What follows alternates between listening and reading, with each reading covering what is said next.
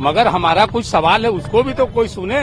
जी क्या अगर माननीय न्यायालय ने अगर आदेश कर दिया तो जिलाधिकारी महोदय से कहा कि एक हफ्ता के अंदर आप उसका इंतजाम करिए। और कल रात में ही यहाँ काट करके रास्ता बनाकर सब काम शुरू हो गया। भाई वो तो एक हफ्ते का तो सुन तो लीजिए।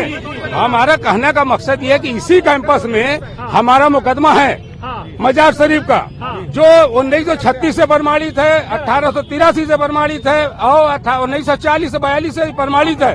तीन जजमेंट हमारा है। उसके बावजूद उस पर आज 2 साल से मुकदमे चलने कोई आर्डर नहीं हो रहे हैं इसी कैंपस में। एक दिन में 4 महीने का मुकदमा में आप ऑर्डर कर रहे हैं। किस एविडेंस के तहत आपने ऑर्डर किया, ये सवाल है न्यायालय से हमारा। प्लेसेज ऑफ वर्शिप एक्ट लागू नहीं होता है, ये वक्फ की प्रॉपर्टी नहीं है। उन्होंने ये भी कहा वो नहीं था, वर्षिप से पूजा कभी नहीं हुआ वहाँ। कोई अगर डॉक्यूमेंट हो तो कोई दिखा दे कि कभी पूजा हुई थी। कभी नहीं पूजा हुई वहाँ। आप रुकिए, कभी पूजा वहाँ नहीं हुई। एक भी एविडेंस दिखा दें कि यहाँ पर ब्याज जी का कब्जा था, जो कहिएगा सो। एक भी डॉक्यूमेंट दिखा दे।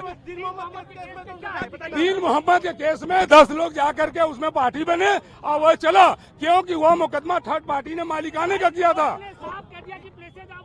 यहाँ पे लागू नहीं होता है। मैं भी आपके सुनिए, ये जो पूरी की पूरी जमीन है ये वक्फ बोर्ड की प्रॉपर्टी नहीं है। सुनिए हमारी बात सुनिए। वक्फ बोर्ड की अगर प्रॉपर्टी ने आप नहीं कर रहे हो ना, तो हमको आप बता दो कि मंदिर अधिनियम 1983 में बना, उसको किसने डीड किया, किसने उसको दिया, गिफ्ट किसने किया? उनका कहना था 1993 तक ब्याज जी का नहीं, मैं जो पूछ रहा हूँ वो बताइए। सरकार के कहने पर जी नहीं, एकदम गलत बात है। कोई आदेश, पूरे जितने भी लोग हैं, सुन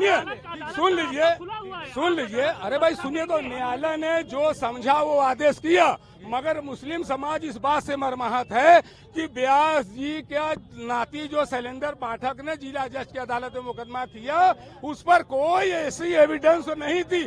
क्या ऐसी अर्जेंसी थी कि 17 तारीख को आप जिलाधिकारी के सुपुर्द में देते हैं, उसके बाद में आप 31 तारीख को रिटायर हो रहे हैं और उस दिन पूजा पाठ की बात देते हैं? क्यों देते हैं? नहीं, सवाल इंसान नहीं कर रहे, हम सवाल पूछ रहे हैं, हम जानकारी चाहते हैं। आप लोग एक प्रमाण दिखाइए।